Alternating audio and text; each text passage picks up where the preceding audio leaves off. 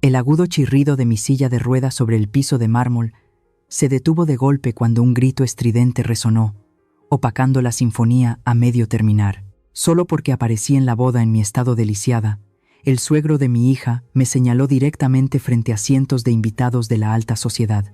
¿Quién dejó entrar a esta inválida? ¿Dónde está la seguridad? ¡Sáquenla de aquí ahora mismo!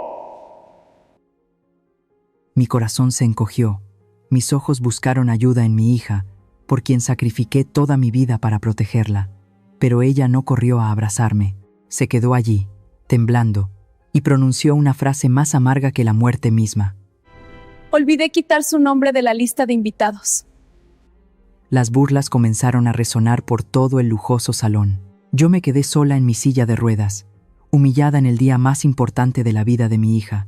Soy Rosario, tengo 55 años, y la historia que estoy a punto de contarte demostrará que en ese mundo deslumbrante, los lazos de sangre a veces son solo una fachada para conspiraciones que nunca podrías imaginar. En el día de la boda de mi hija, debería haber estado sentada en la primera fila como la madre de la novia, pero en cambio, fui tratada como una mendiga que se coló en un banquete de dioses. Todo comenzó en el momento en que las ruedas de mi silla chirriaron sobre el frío mármol, un sonido fuera de lugar en medio de la melodiosa sinfonía que llenaba el salón de la hacienda de los Vega. Me encogí en mi vieja silla, agarrándome con fuerza al cuero gastado, tratando de hacerme lo más pequeña posible. A estas horas, debería estar usando el vestido de seda de jade más elegante, sentada en la primera fila como la madre de la novia.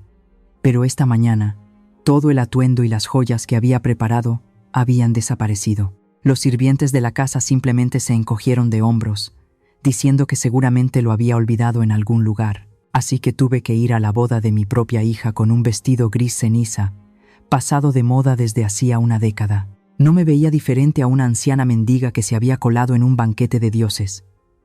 La enfermera me empujó más adentro del salón principal. El olor a rosas, a velas aromáticas y a dinero me golpeó la nariz, tan abrumador que me mareó. Cientos de invitados de la élite de Jalisco levantaban sus copas para brindar. Sus vestidos de seda resplandecían bajo los candelabros de cristal. Estiré el cuello, ignorando el dolor punzante que me recorría la espalda, mis ojos buscando desesperadamente. ¿Dónde estaba Mariana? Ahí estaba. Mi hija estaba de pie junto a la torre de copas, radiante en un vestido de novia blanco inmaculado, adornado con miles de cristales. Sonreía feliz junto a Sebastián, mi yerno. Al verla, una emoción abrumadora me llenó el pecho. No importaba cuánto me despreciara la familia de su esposo, mientras mi hija fuera feliz, aceptaría ser una sombra al margen. Le hice una seña a la enfermera para que fuera un poco más rápido. Quería acercarme a ella, verla mejor, susurrarle una bendición. Pero la silla de ruedas se detuvo de repente. Una figura corpulenta bloqueó mi vista. Era el señor Hilario, el padre del novio. Estaba allí, con una copa de vino tinto oscuro en la mano, mirándome de arriba a abajo con desprecio y asco, como si yo fuera un montón de basura que el viento había arrastrado a su espléndida mansión. La música pareció bajar de volumen. Las conversaciones a nuestro alrededor cesaron. Todas las miradas se volvieron hacia nosotros.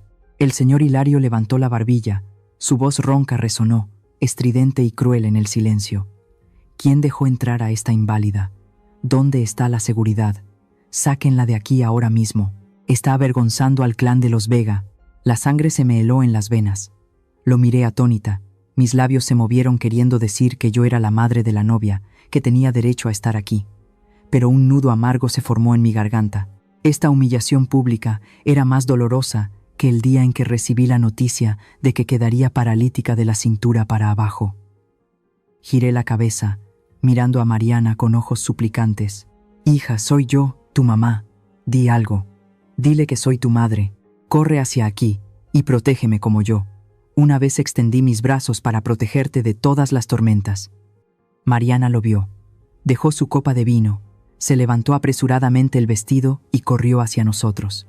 Mi corazón se llenó de esperanza. Sí, ella era mi hija.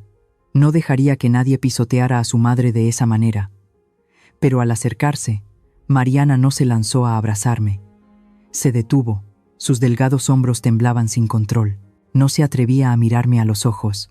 En cambio, Se volvió hacia el señor Hilario, que estaba rojo de ira. Mariana inclinó la cabeza, su voz temblorosa y apenas audible. Pero en el silencio absoluto, cada palabra llegó a mis oídos como un trueno. Olvidé quitar su nombre de la lista de invitados. Me quedé petrificada. El mundo entero se derrumbó a mi alrededor, no por las risas burlonas que comenzaron a surgir de la multitud de invitados, sino porque esas palabras salieron de la boca de la hija que yo misma había parido. Olvidé quitar su nombre. Resulta que mi presencia aquí era solo un error técnico. Resulta que, en el día más importante de su vida, Mariana ya había decidido eliminar a esta madre lisiada de su vida. Para ella, yo ya no era su madre, sino una mancha, una vergüenza que debía ser borrada para que ella pudiera entrar al mundo de la alta sociedad de los Vega de la manera más impecable posible. Miré fijamente a Mariana, tratando de encontrar un atisbo de remordimiento en su rostro, pero ella mantuvo la cabeza gacha, evitando mi mirada, acurrucándose en los brazos de Sebastián como buscando apoyo. Mi yerno se quedó allí, con una leve sonrisa en los labios, mirándome con ojos fríos como si fuera una extraña molesta. Antes de que pudiera recuperarme, 2 enormes guardias de seguridad se abalanzaron sobre mí. Agarraron bruscamente las manijas de la silla de ruedas, tirando de ella hacia atrás con tanta fuerza que me dolió el cuello. «Fuera de aquí. No haga que el jefe lo repita». Me empujaron, las ruedas de la silla deslizándose y creando un sonido chirriante. No grité, no luché. El orgullo de una matriarca no me permitiría ser el hazmerreír de la gente por más tiempo.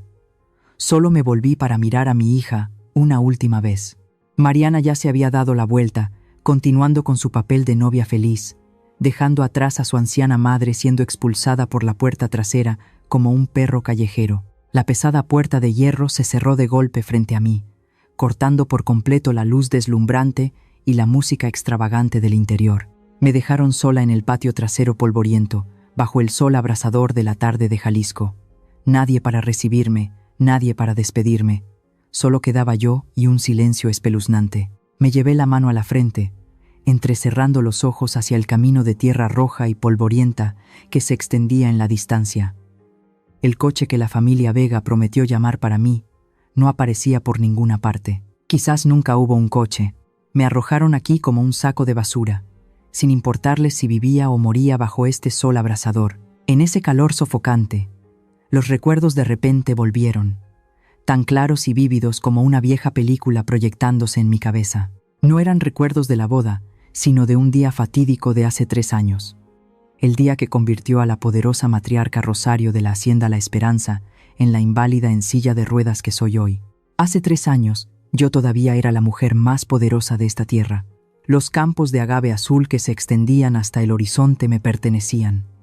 Las famosas destilerías de tequila llevaban mi sello.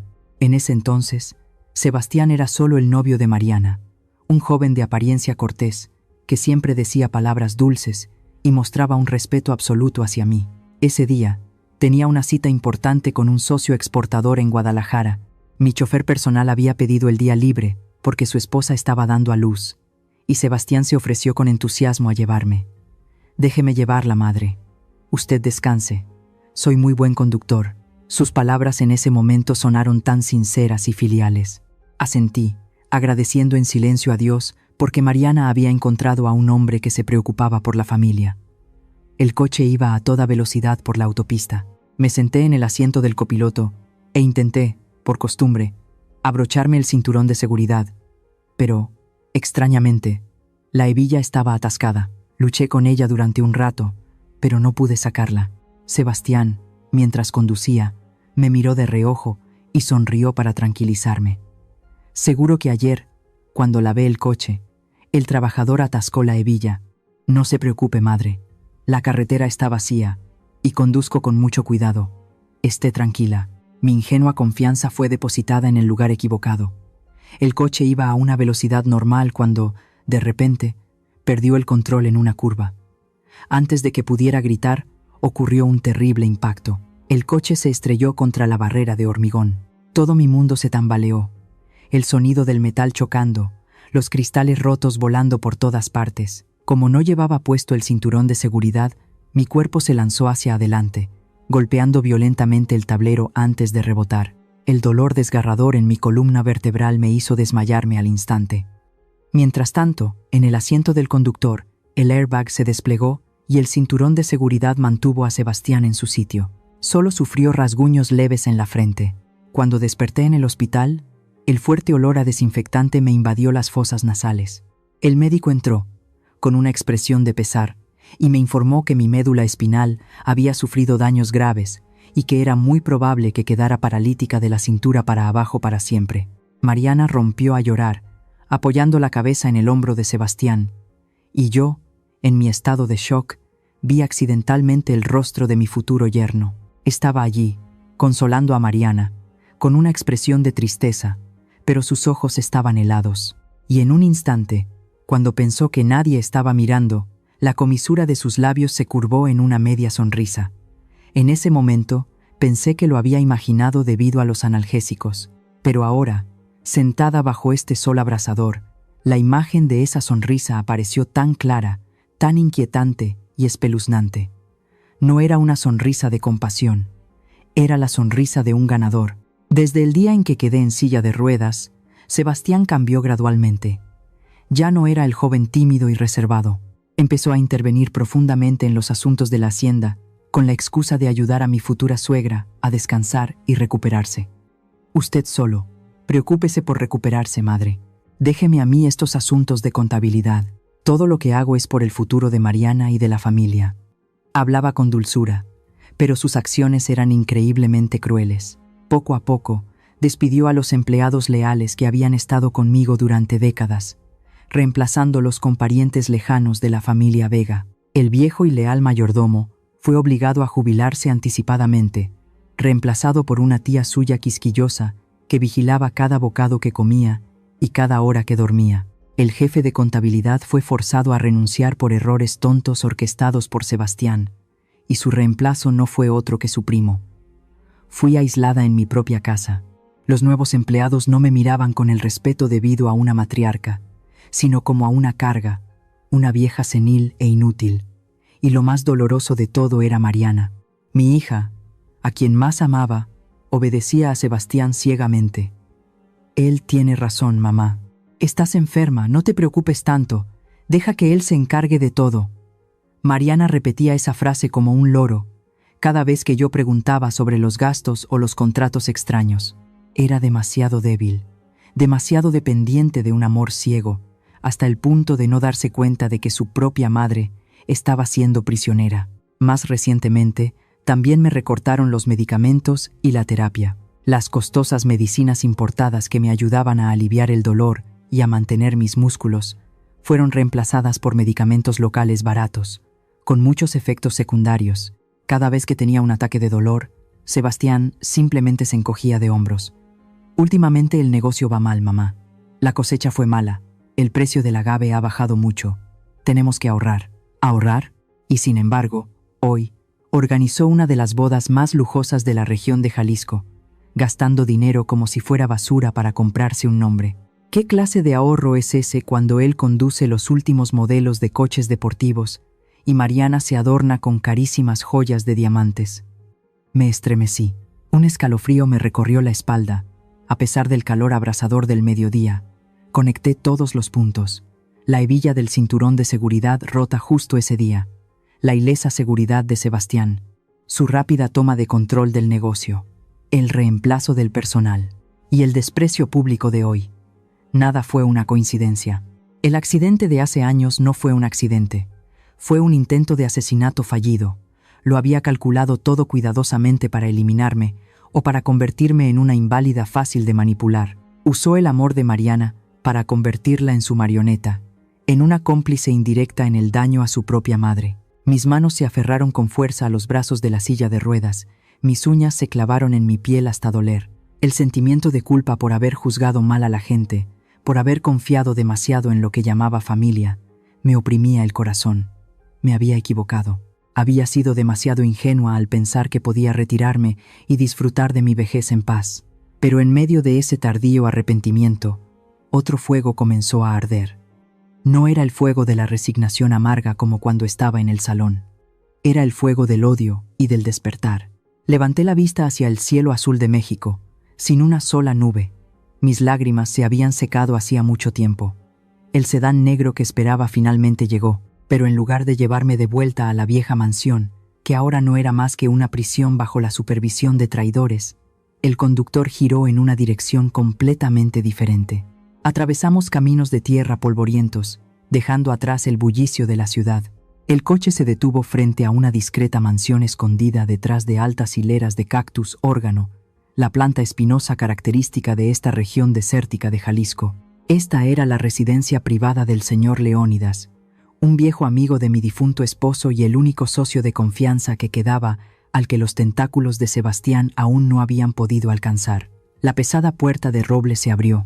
Me empujaron a la sala de estar, un espacio solemne con el aroma de madera de cedro y tabaco añejo. Leónidas estaba de pie junto a la ventana, con un vaso de tequila en la mano. Sus ojos me miraban con preocupación y expectación. En cuanto la puerta de la sala se cerró, dejándonos en completa privacidad, le hice una seña al leal conductor para que se alejara a vigilar. El silencio era absoluto. Solo se oía el tic-tac del reloj de péndulo en la pared. Respiré hondo, conteniendo el dolor físico y mental que me desgarraba. Había llegado el momento. Coloqué ambas manos sobre los brazos de la silla de ruedas. Mis dedos se aferraron al cuero frío, apretando con tanta fuerza que mis nudillos se pusieron blancos. El sudor comenzó a perlar mi frente, corriendo por mis sienes, a pesar de que el aire acondicionado de la habitación estaba encendido. Leónidas intentó acercarse para ayudarme, pero lo fulminé con la mirada y negué con la cabeza.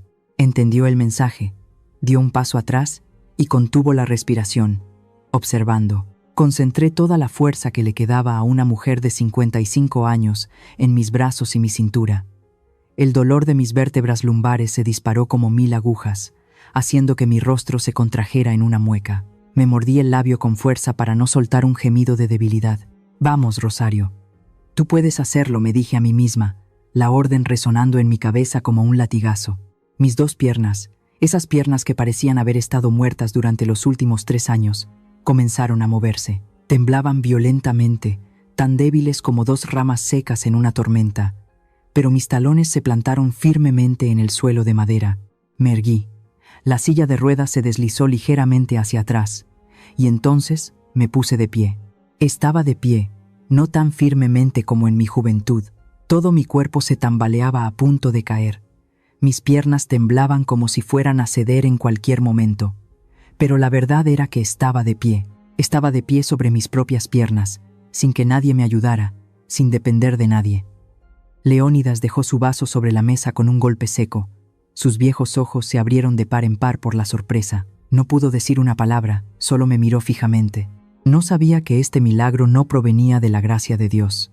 Se había ganado con sangre y lágrimas durante 6 largos meses. Durante el último medio año, con su ayuda secreta para traer al mejor terapeuta por las noches, había entrenado como una loca. Cada noche, cuando toda la casa dormía, cuando Sebastián y Mariana soñaban con su enorme herencia, yo me mordía una toalla para no gritar de dolor, practicando pasos vacilantes en la oscuridad de mi habitación. Me caía, me levantaba y me volvía a caer. La única motivación que me mantenía en pie era la venganza pendiente y el verdadero rostro de aquellos a quienes una vez llamé familia. Me enderecé, ajustando el pliegue de mi ropa arrugada. La sensación de ver las cosas a la altura de una persona normal, en lugar de mirar hacia arriba desde una humilde silla de ruedas, era tan poderosa y estimulante. Me volví hacia Leónidas. Mi mirada ya no era la de la pobre anciana expulsada en la boda. Era una mirada ardiente de odio, pero lúcida y afilada como un bisturí. Lo miré directamente y dije con una voz extrañamente tranquila, cada palabra saliendo clara y firme: la mujer lisiada murió en la boda. Ahora voy a recuperar todo lo que me pertenece. Leónidas asintió levemente. Una sonrisa de admiración se dibujó en sus labios. Sabía que la leona de Jalisco había despertado de verdad. Querido amigo, ponerme de pie sobre estas piernas temblorosas fue lo más difícil que he hecho. Pero mantenerlo en secreto, tragarme las lágrimas y soportar la humillación durante 6 largos meses frente a los traidores fue 1000 veces más difícil. Si estuvieras en mi situación, ¿tendrías la paciencia de sufrir en silencio, esperando el momento oportuno para revelar tus cartas? ¿O elegirías desenmascararlos de inmediato para desahogar tu ira? Por favor, comparte tus pensamientos sinceros en los comentarios, porque en este momento realmente necesito amigos confidentes para mantenerme firme en el difícil camino que tengo por delante. Estaba sentada en el tranquilo estudio de Leónidas, rodeada de estanterías de roble que llegaban hasta el techo y el intenso olor a papel viejo. Afuera de la ventana, la noche había caído sobre Jalisco, pero dentro de mí, una tormenta seguía ardiendo en silencio. Aunque mi razón gritaba constantemente que Mariana me había traicionado, el corazón blando de una madre todavía se aferraba obstinadamente a un último y frágil rayo de esperanza. Me engañaba a mí misma pensando que, tal vez en la iglesia, la niña había sido presionada por el señor Hilario y la familia Vega. Ella siempre había sido tímida y estaba frente a cientos de invitados. Tal vez entró en pánico y por eso actuó tan tontamente. Quizás, en el fondo de su corazón, Mariana todavía estaba preocupada y buscaba la forma de contactarme. Con manos temblorosas, cogí el teléfono. La fría luz azul de la pantalla iluminó mi rostro envejecido y demacrado. Respiré hondo, tratando de calmar los latidos desbocados de mi corazón, y marqué el número de mi hija. El teléfono sonó durante un buen rato. Nadie contestó. Volví a llamar pacientemente por segunda vez.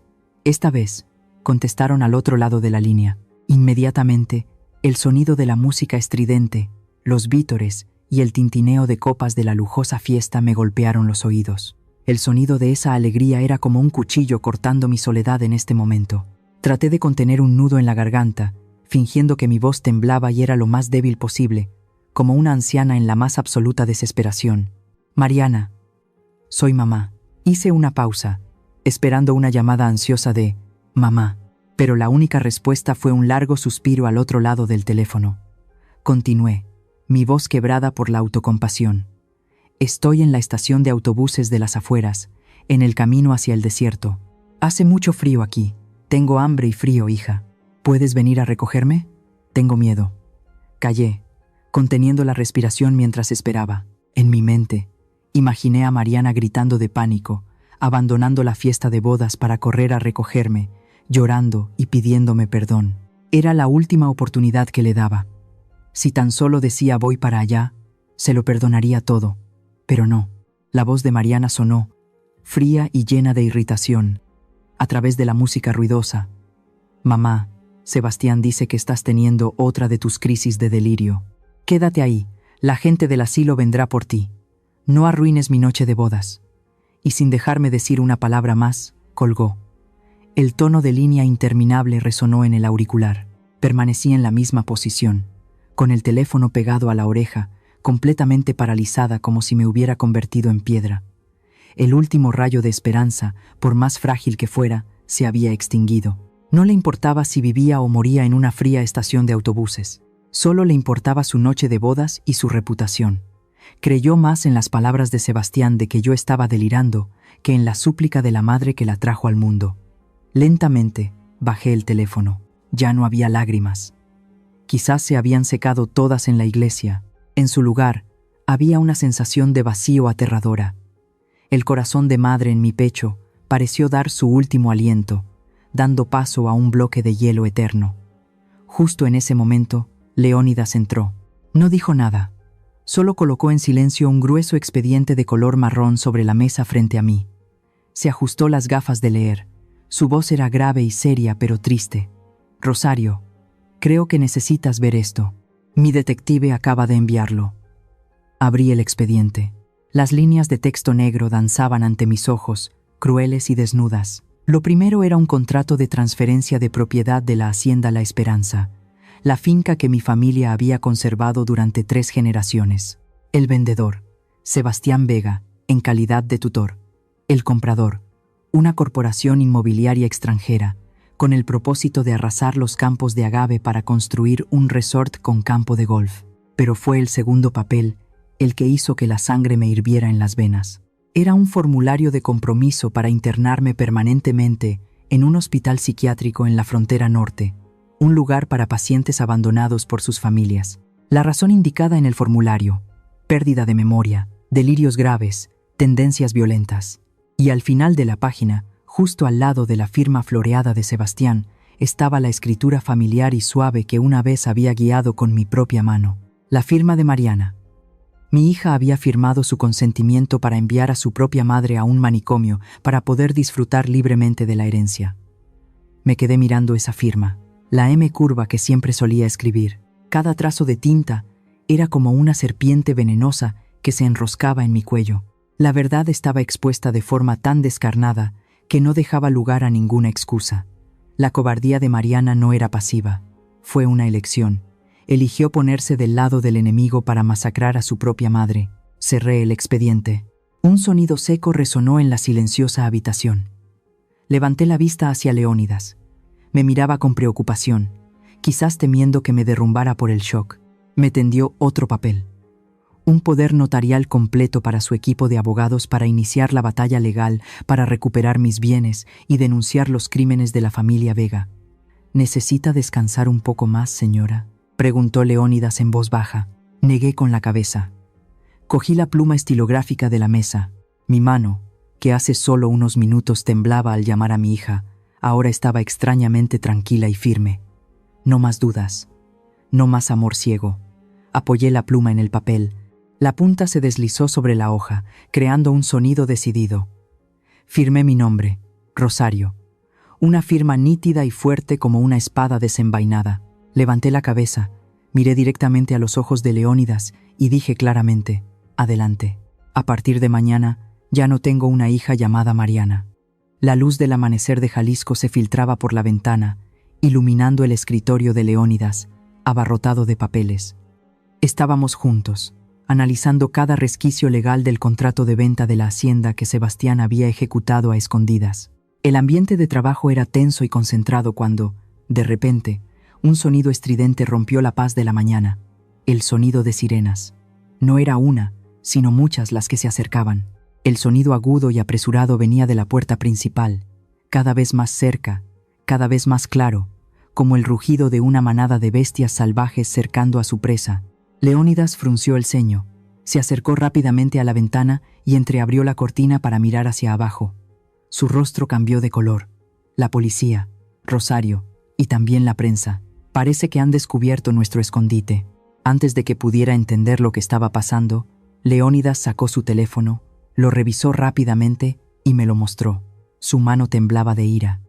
En la pantalla había una publicación que se estaba volviendo viral a una velocidad vertiginosa en las redes sociales.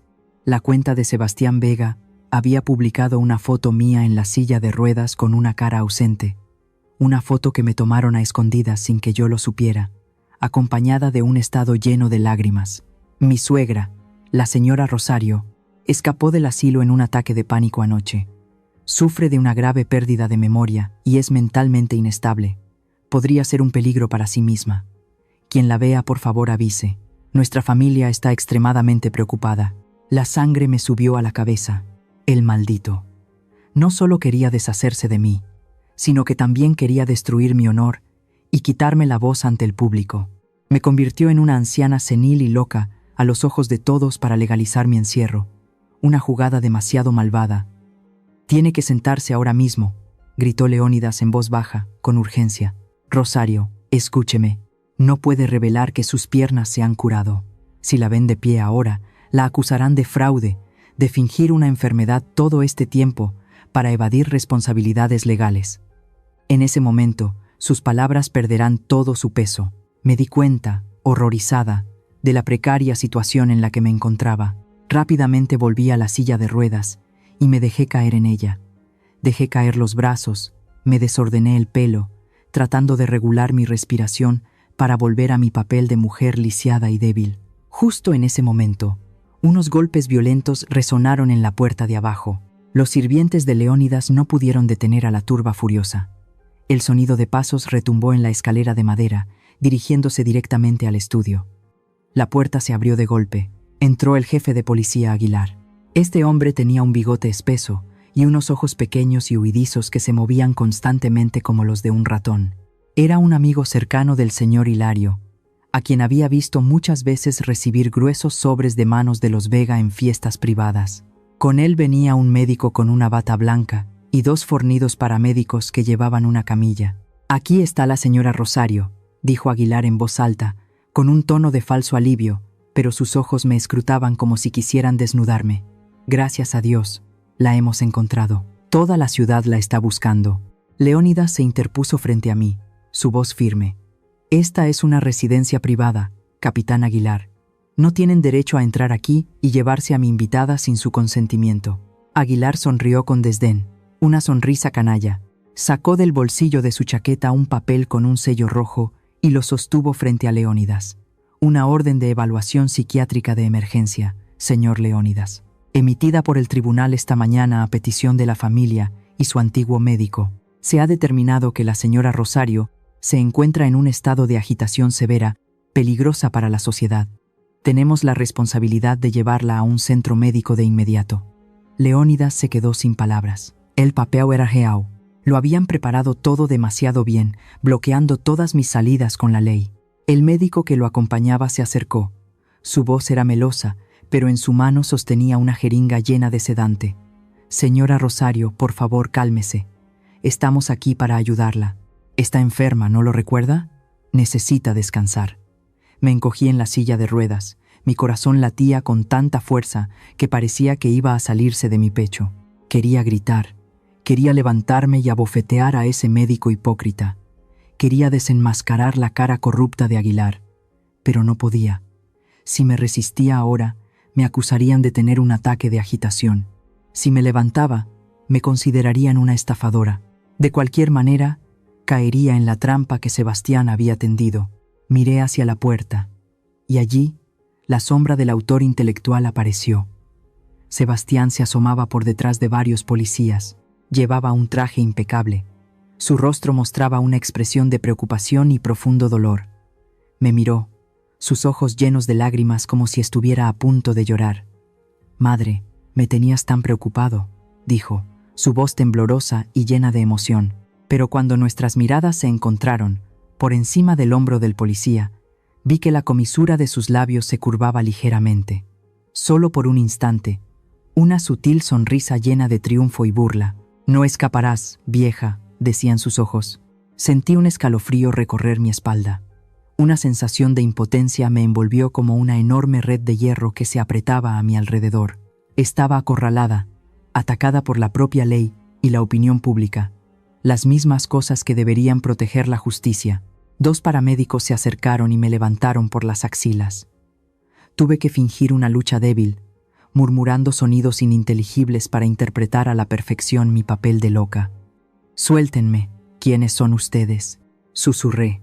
Las lágrimas brotaban de rabia, no de miedo.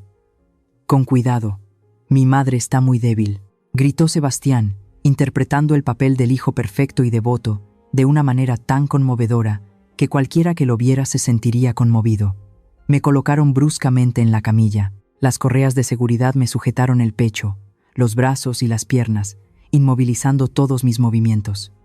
Leónidas intentó intervenir, pero fue bloqueado por 2 policías. Solo pudo gritarme: «No digas nada, Rosario. Espera a mi abogado. No firmes nada». La camilla fue empujada rápidamente hacia la ambulancia. Los flashes de los reporteros que esperaban afuera estallaron sin cesar, deslumbrándome. Cerré los ojos con fuerza, sintiendo la violenta sacudida cuando la ambulancia se puso en marcha. Las sirenas volvieron a sonar, esta vez llevándome al infierno. Yacía allí, atada, sola y desesperada, rodeada por el enemigo. Pero en la oscuridad de la ambulancia que avanzaba a toda velocidad, mi mano se cerró en un puño. La sensación de ver a tus propios parientes ponerse del lado de extraños para convertirte en una loca es más dolorosa y fría que cualquier herida física que haya sufrido.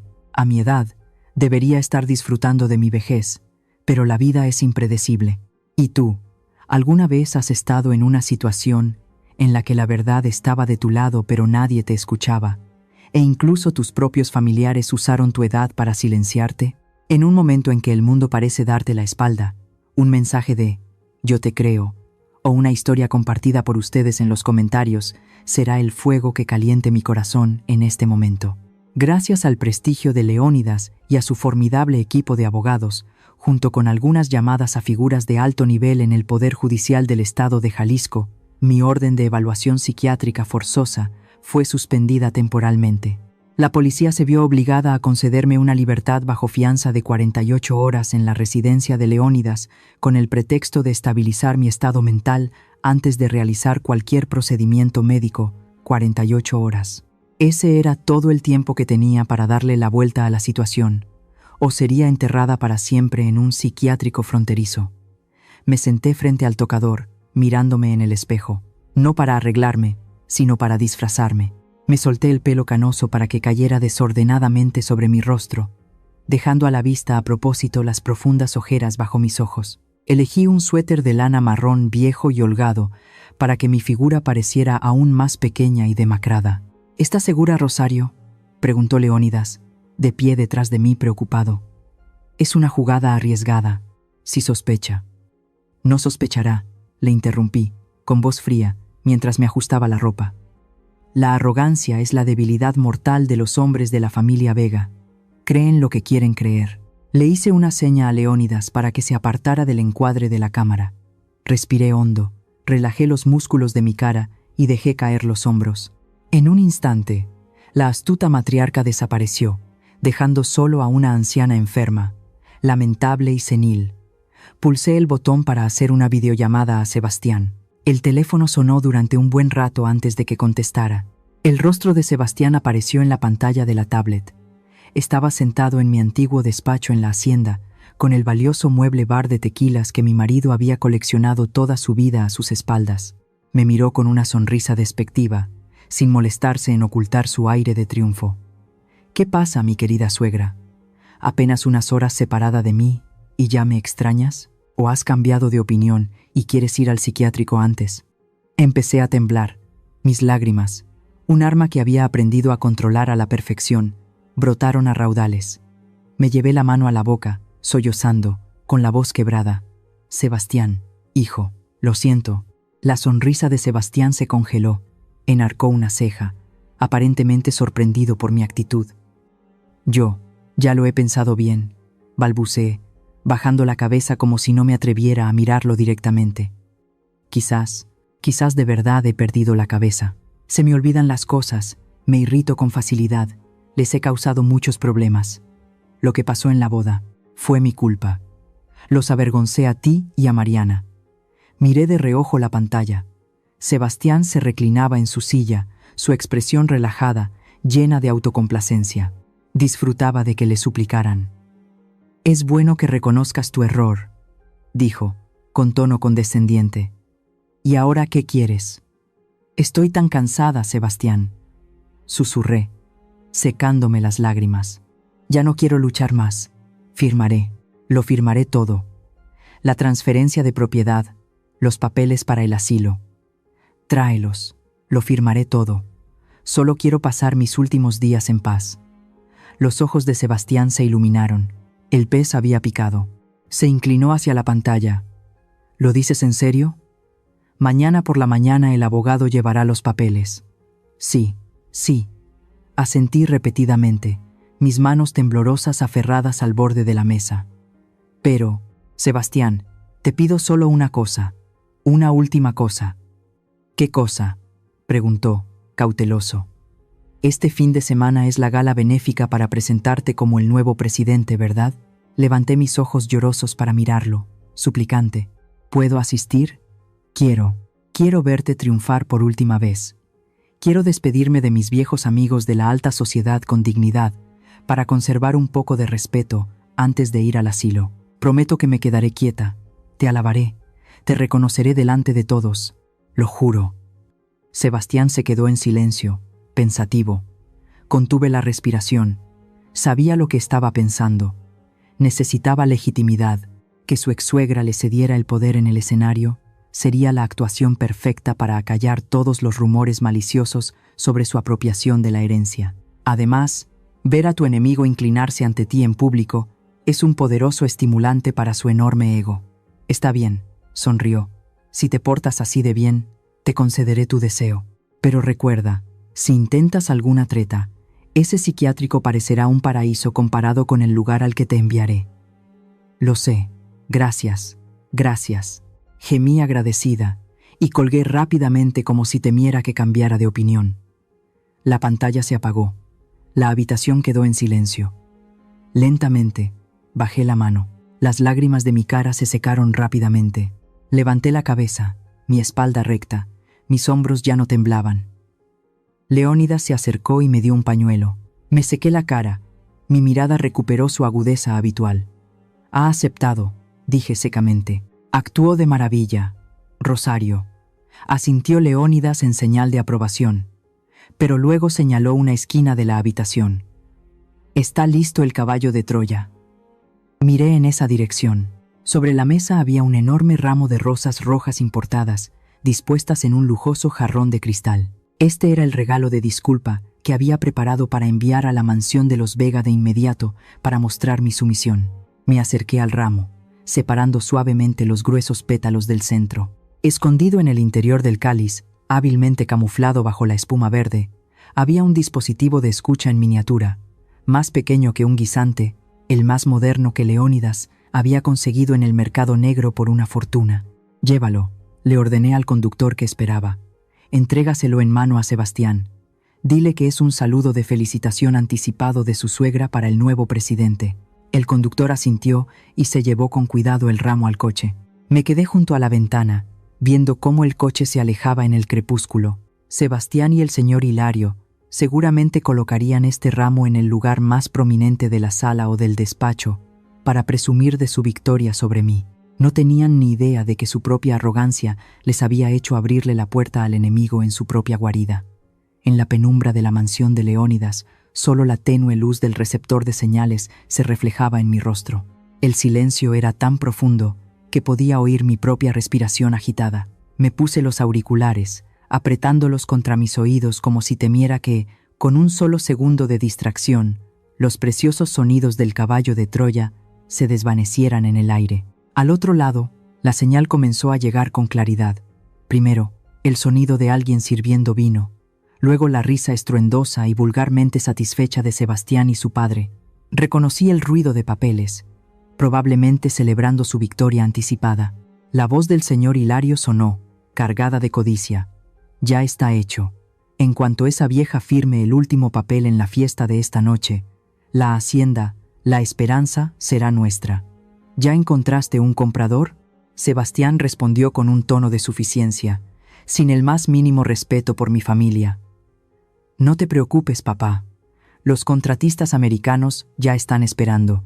En cuanto arrasemos esos viejos campos de agave para construir un resort de lujo, el dinero que saquemos será suficiente para pagar todas nuestras deudas de juego en Macao y nos sobrará para vivir como reyes en esta ciudad». La vieja Rosario ni en sus sueños se imaginaría que la hacienda que cuidaba más que su vida está a punto de convertirse en un montón de escombros.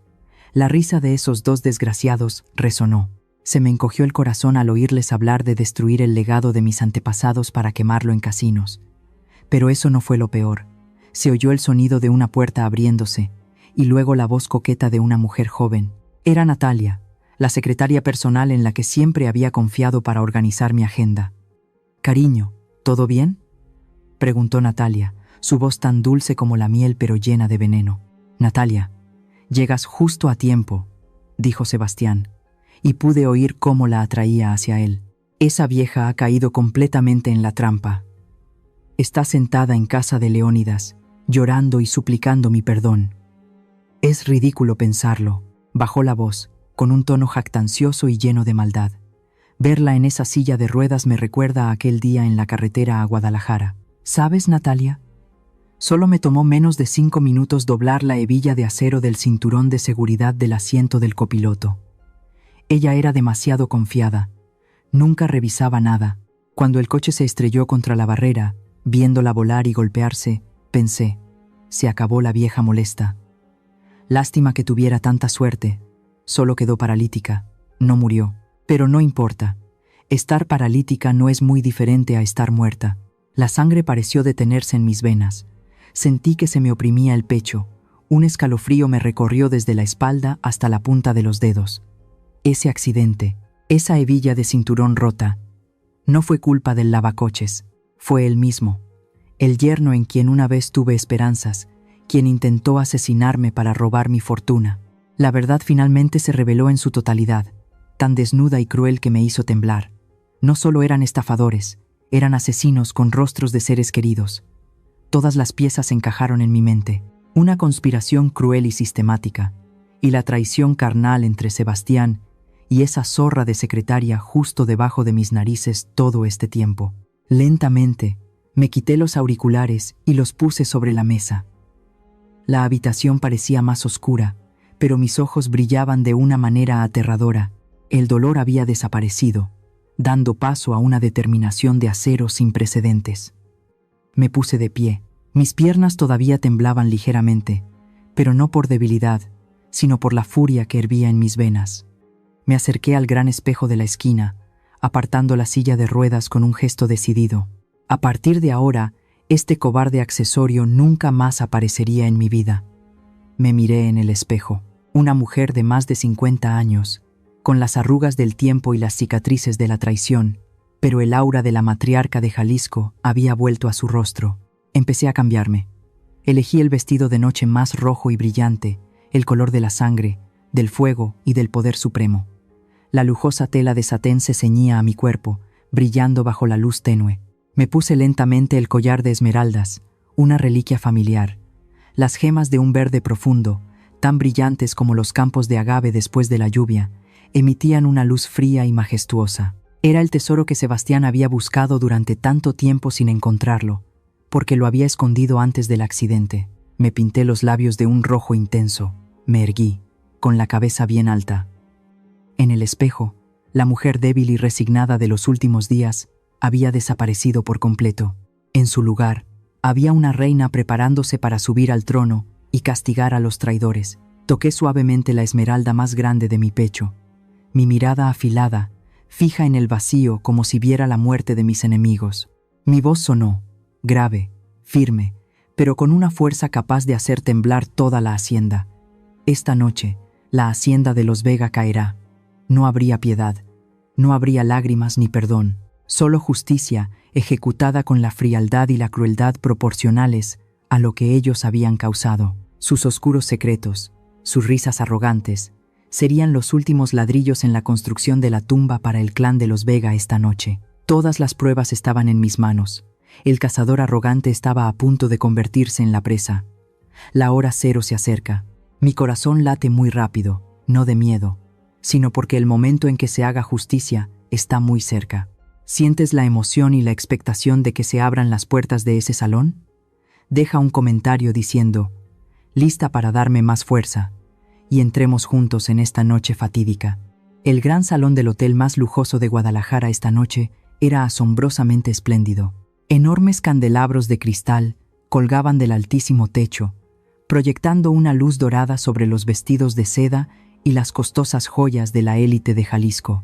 El aroma del tequila añejo y los lirios blancos se mezclaban en el aire, creando una falsa opulencia a la que había estado acostumbrada durante décadas. En el escenario elevado, bajo los brillantes focos, estaba Sebastián. Llevaba un smoking elegante, con un micrófono en la mano, su rostro lleno de una amabilidad y sinceridad ridículas. Estaba interpretando el papel de un yerno devoto, un joven nuevo presidente con un corazón de oro frente a cientos de cámaras de reporteros y los socios más poderosos. Su voz resonó, tan emotiva y cálida que sentí náuseas al oírla. Damas y caballeros, esta gala benéfica de esta noche no es solo el comienzo de un nuevo capítulo para la corporación, sino también el más profundo agradecimiento que la familia Vega desea expresar a nuestra querida madre, la señora Rosario. Aunque su salud no es estable en este momento, su alma siempre está orientada hacia la comunidad.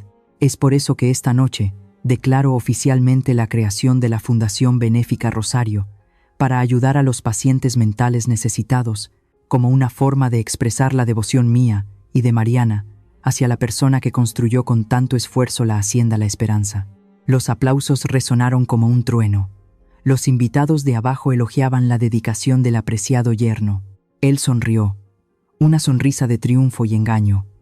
Pensaba que a estas horas yo estaba encerrada en una habitación blanca de un asilo o que ya me había derrumbado por los sedantes. De repente, todas las luces del salón se apagaron. Un silencio absoluto se apoderó del lugar. Los murmullos comenzaron a surgir, llenos de confusión. Sebastián, en el escenario, También estaba desconcertado, preguntando al técnico por el problema. Pero antes de que pudiera reaccionar, un único foco de luz, potente y nítido, apuntó directamente a la entrada principal del salón. La gran puerta de roble, elaboradamente tallada, se abrió lentamente. En ese haz de luz aparecí yo. Todo el salón pareció contener la respiración. Los susurros se elevaron como pequeñas olas. ¿Quién es? ¿Es la señora Rosario? ¿Qué está haciendo? ¿Por qué está de pie? Me quedé allí, radiante y majestuosa con un apasionado vestido de noche rojo, el rojo del poder, de la sangre y del despertar. En mi cuello, el conjunto de esmeraldas de la familia brillaba con una luz verde fría, un testimonio de la orgullosa existencia de una verdadera matriarca. A mi lado estaba Leónidas, elegante con un traje negro. Sus ojos mostraban un claro orgullo. Pero lo que más impactó a todo el salón no fue el vestido ni las esmeraldas. Fueron mis piernas. No había ninguna vieja silla de ruedas, no había rastro de la humildad y el desaliño de una mujer lisiada. Empecé a caminar. El sonido de mis tacones de aguja golpeando el mármol resonó, paso a paso, seco y potente. Cada uno de mis pasos era firme y rítmico, como una reina avanzando hacia su trono. La multitud de la alta sociedad se apartó automáticamente a ambos lados, abriendo un único camino directo al escenario. Miradas de asombro, conmoción e incluso miedo se dirigieron hacia mí, pero no me importó. Mi mirada estaba fija en un único objetivo. En el escenario, Sebastián estaba paralizado. El micrófono en su mano temblaba ligeramente.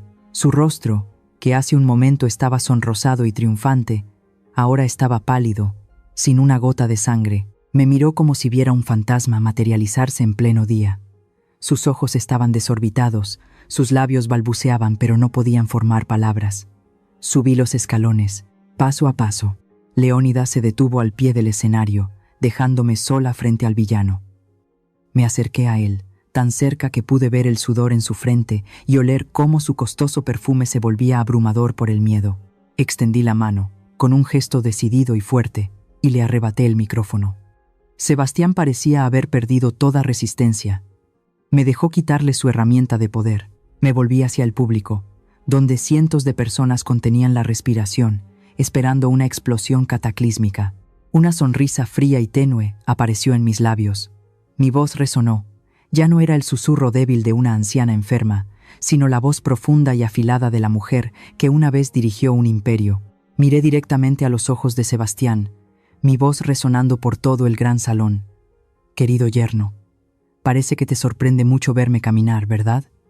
Lástima que no sea lo que esperabas. Todo el salón estalló en un caos. Gritos de asombro resonaron. Sebastián dio un paso atrás, casi cayéndose del podio. Intentó recuperar la compostura. Sus labios se movieron queriendo decir algo para defenderse, para convertirme en una loca una vez más. Pero mi mirada lo tenía atrapado. Madre, susurró. Su voz temblaba patéticamente. No le di la oportunidad de hablar. Me erguí, tan orgullosa como un cactus en medio de una tormenta de arena del desierto. La luz del foco se reflejaba en las esmeraldas de mi cuello, creando destellos de un verde brillante a mi alrededor, haciéndome parecer una jueza a punto de dictar una sentencia de muerte. Toda la humillación en la iglesia, las largas y dolorosas noches practicando caminar en la oscuridad y la amarga traición de mi hija, todo convergió en este momento. Ya no era la madre afligida, era la ejecutora de la justicia. Y esta noche, estas piernas no solo me trajeron aquí para reclamar justicia, sino para pisotear todas las mentiras del clan de los Vega bajo mis talones. Sebastián estaba allí, con los labios temblorosos y sin poder pronunciar una palabra. Su aliento apestaba a alcohol y miedo.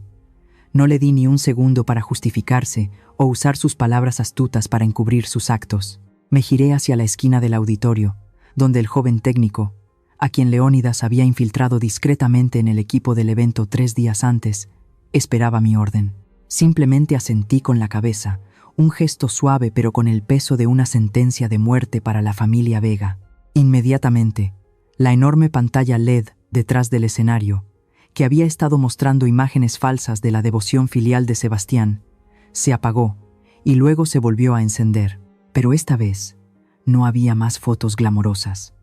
Una grabación de audio resonó, el sonido amplificado a través del potente sistema de altavoces, golpeando directamente los oídos de los cientos de invitados atónitos. Verla en esa silla de ruedas me recuerda a aquel día en la carretera a Guadalajara. ¿Sabes, Natalia? Solo me tomó menos de 5 minutos doblar la hebilla de acero del cinturón de seguridad del asiento del copiloto. Se acabó la vieja molesta. Todo el salón estalló de horror, gritos, bocas abiertas de incredulidad.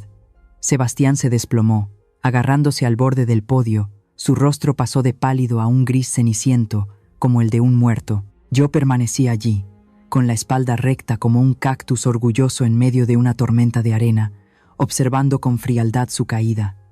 Pero la grabación no se detuvo. Su risa repugnante continuó, mezclada con los arrumacos de la secretaria Natalia. Se llamaban cariño de una manera nauseabunda. Justo mientras discutían la venta de la hacienda, la esperanza de mi familia, para pagar las enormes deudas de juego que él y su padre habían acumulado en los casinos de Macao, las pruebas de transferencias de dinero secretas y las órdenes de compra con mi firma falsificada, aparecieron una tras otra en la gran pantalla en forma de documentos PDF nítidos. «Maldito asesino», gritó un invitado de la alta sociedad de la primera fila, poniéndose de pie de un salto. La indignación comenzó a extenderse como un incendio forestal. El señor Hilario, que estaba sentado en la mesa de honor, intentó levantarse para escabullirse por la puerta trasera, pero llegó un paso tarde. Desde las entradas del salón, un grupo de oficiales de policía uniformados irrumpió. A la cabeza no estaba el corrupto de Aguilar, sino investigadores de la ciudad contactados personalmente por Leónidas, armados con pruebas irrefutables ya verificadas. Subieron rápidamente al escenario. La luz del foco ya no glorificaba al mentiroso, sino que se convirtió en la luz que exponía el crimen. Se oyó un frío sonido metálico. Unas esposas se cerraron alrededor de las muñecas de Sebastián, en el mismo lugar donde acababa de hablar elocuentemente sobre la moral. Abajo, en el auditorio, el señor Hilario también fue detenido. El jefe de policía anunció en voz alta los cargos: intento de asesinato, fraude y manipulación del mercado de valores. Todo el salón estalló en un caos. Los flashes de los reporteros estallaron sin cesar como disparos de despedida a la reputación del clan de los Vega. En medio de la conmoción, una pequeña y desaliñada figura con un espléndido vestido de novia salió corriendo de entre bastidores. Era Mariana. Mi hija parecía un alma en pena. El rímel corrido por sus mejillas enrojecidas, sus labios temblaban sin control. Corrió hacia mí, apartando a los oficiales de policía, y de repente se arrodilló, abrazando mis piernas como si yo fuera el último salvavidas en medio de una inundación. Su llanto era desgarrador, doloroso y lleno de desesperación. Levantó su rostro lleno de lágrimas hacia mí, su voz ahogada: «Mamá, me obligaron. Yo no sabía nada. Perdóname». Miré a mi única hija, mi corazón, que ella había apuñalado sin piedad en la iglesia ese día. De repente sintió una punzada de dolor desgarrador. La imagen de ella de niña, siempre sonriente y acurrucada en mi regazo, apareció por un instante, pero luego, la imagen de ella inclinando la cabeza y diciendo: «Olvidé quitar su nombre», resurgió, más fría y cruel que cualquier otra cosa en el mundo. Mi mirada se volvió firme, tan fría como un lago en invierno. No vi inocencia en sus ojos, solo vi la cobardía de alguien que eligió el silencio para beneficiarse del sufrimiento de la madre que le dio la vida. Lentamente, bajé la mano y, uno por uno, aparté los dedos de Mariana que se aferraban a mi pierna. El gesto fue lento, pero increíblemente decidido. Me incliné un poco, para que mi voz solo fuera audible para ella, grave pero clara en cada palabra, más poderosa que cualquier grito. «Tu silencio es complicidad. Consideraré que ya no tengo una hija llamada Mariana si sigues siendo tan débil y te niegas a cambiar». Mariana soltó mi pierna en estado de shock. Su cuerpo se desplomó en el frío suelo. Me miró fijamente, como si acabara de darse cuenta de que el amor maternal no es un cheque en blanco que puede usar cuando quiera. Había elegido el lado oscuro, y ahora tenía que aprender a encontrar su propio camino para salir de él. No miré atrás. Me erguí. Respiré hondo para disfrutar del aire que poco a poco se limpiaba de falsedad. La policía comenzó a escoltar a Sebastián y a su padre por el pasillo principal. Los gritos y las maldiciones de los invitados los siguieron hasta la puerta. El imperio de engaño que la familia Vega había construido durante 3 años se había desvanecido en menos de una hora. Me alejé, mis pasos firmes sobre las piernas que ellos habían considerado inútiles. Leónidas se acercó, poniendo suavemente una mano en mi hombro para tranquilizarme. Asentí levemente, sonriendo con cansancio pero en paz. Esta noche, la justicia se había hecho con la crueldad necesaria. Había protegido la hacienda, protegido mi honor y, lo más importante, me había protegido a mí misma de la destrucción de la llamada familia tóxica. El espléndido salón era ahora solo las ruinas de sueños extravagantes. Me di la vuelta y caminé hacia la puerta, dejando atrás el caos, dejando atrás el llanto de Mariana, dejando atrás un pasado lleno de humillación. La noche de Jalisco aún era larga, pero mañana el sol brillaría con más fuerza sobre mis campos de agave azul, un lugar donde solo las personas honestas y trabajadoras merecen estar. El sol de la tarde en Jalisco hoy era extraño. Ya no tenía ese ardor abrasador de hace un año. En su lugar, un color dorado, como miel líquida, se derramaba sobre los campos de agave azul que se extendían hasta el horizonte. Me paré en el balcón más alto de la hacienda La Esperanza, respirando profundamente el aroma característico de la tierra roja mezclado con la pureza de las plantas. Una bocanada de paz que pensé que había perdido para siempre en aquellos días confinada a esa silla de ruedas. Ha pasado un año desde aquella noche fatídica en el salón de la ciudad. La hacienda La Esperanza ha resurgido con fuerza bajo mi dirección. Las famosas destilerías de tequila vuelven a estar ocupadas con envíos de exportación a todo el mundo. El negocio florece más que nunca, porque ahora se construye sobre los cimientos de la honestidad y la dedicación, en lugar de intrigas despreciables. Entrecerré los ojos hacia el campo del sur, donde los trabajadores cosechaban las plantas de agave maduras. Entre la multitud, la figura de una mujer llamó mi atención. Estaba inclinada, sus manos arañadas luchando por levantar una pesada piña de agave sobre su hombro. Su ropa estaba manchada de barro, su cabello, una vez meticulosamente cuidado, ahora estaba apelmazado por el sudor bajo el sol del oeste de México. Era Mariana, mi hija. Después de que Sebastián fuera a la cárcel y todos los bienes de la familia Vega fueran confiscados por el tribunal para compensar sus estafas, Mariana quedó en la ruina. Vino a mí, llorando y suplicando perdón, con la esperanza de volver a ser la rica heredera de antes. Pero yo negué con la cabeza. No la eché a la calle, pero tampoco le di los mismos mimos de antes. La obligué a empezar de cero, a trabajar como la empleada más humilde en la propia hacienda de su madre. Todos los días, Mariana tiene que levantarse a las 5 de la mañana, ganando el mismo salario miserable que los demás trabajadores para cubrir sus gastos en una pequeña habitación en el alojamiento del personal. Quizás muchos dirán que soy cruel, pero esa es la única y última lección que le doy a la hija que amo. Mariana necesita entender que el dinero huele a sudor y que el sacrificio de los padres no es algo que los hijos puedan usar para comprar o cambiar por pasiones ciegas. Solo cuando las manos se ensucian de verdad, el corazón puede aprender a valorar la vida. Unos pasos familiares sonaron detrás de mí. Leónidas se acercó, entregándome un vaso de tequila recién destilado. Siguió mi mirada y suspiró suavemente. «Todavía la estás observando, Rosario». Sonreí levemente. Tomé un sorbo del fuerte licor, sintiendo el picor inicial seguido de un regusto dulce que se extendía en mi boca. «Estoy viendo un brote verde tratando de crecer entre las rocas, Leónidas. Espero que algún día Mariana entienda por qué la hago cargar esas pesadas piñas de agave en lugar de joyas de perlas sin alma». Leónidas asintió, su mirada llena de admiración por su vieja amiga.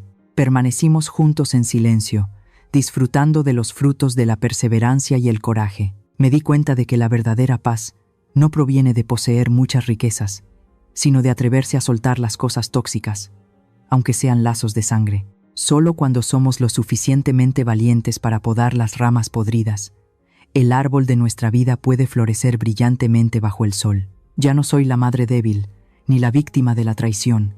Soy Rosario, y realmente soy la dueña de mi vida. Levanté la cabeza, mirando hacia el sol que se ponía lentamente detrás de las majestuosas montañas. El atardecer proyectaba mi larga sombra sobre la tierra, por la que había derramado sangre y sudor toda mi vida para construir y proteger. Una figura alta, orgullosa y firme. Al terminar esta historia, quiero dejar algunas reflexiones para quienes están escuchando. Mi vida ha pasado por suficientes amarguras para aprender lecciones que espero que nunca tengan que aprender a un precio tan alto como el mío. A las madres, quiero decirles, el amor no significa consentir sin límites. Aprendan a protegerse y a establecer límites personales claros, incluso con sus hijos. No pueden proteger a nadie si ustedes mismas están rotas. Amarse a una misma primero no es egoísmo. Es la forma de mantener una base sólida para ser un verdadero apoyo para quienes aman.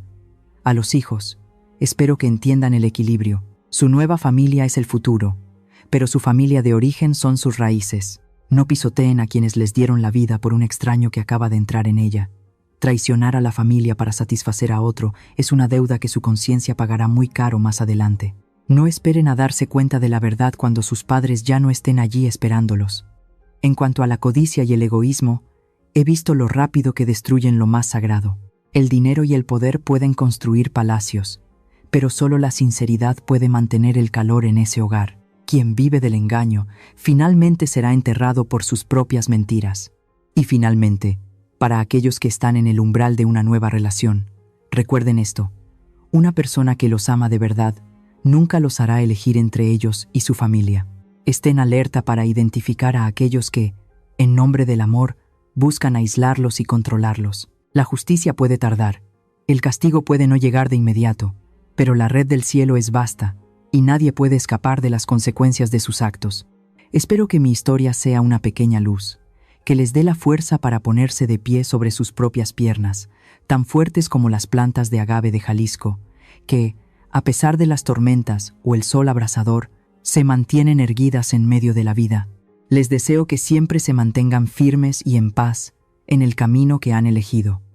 Los nombres de los personajes y los lugares de la historia que acaban de escuchar han sido cambiados para proteger la identidad de los involucrados. Compartimos esta historia no para juzgar a nadie, sino con la esperanza de que en algún lugar alguien se detenga a reflexionar.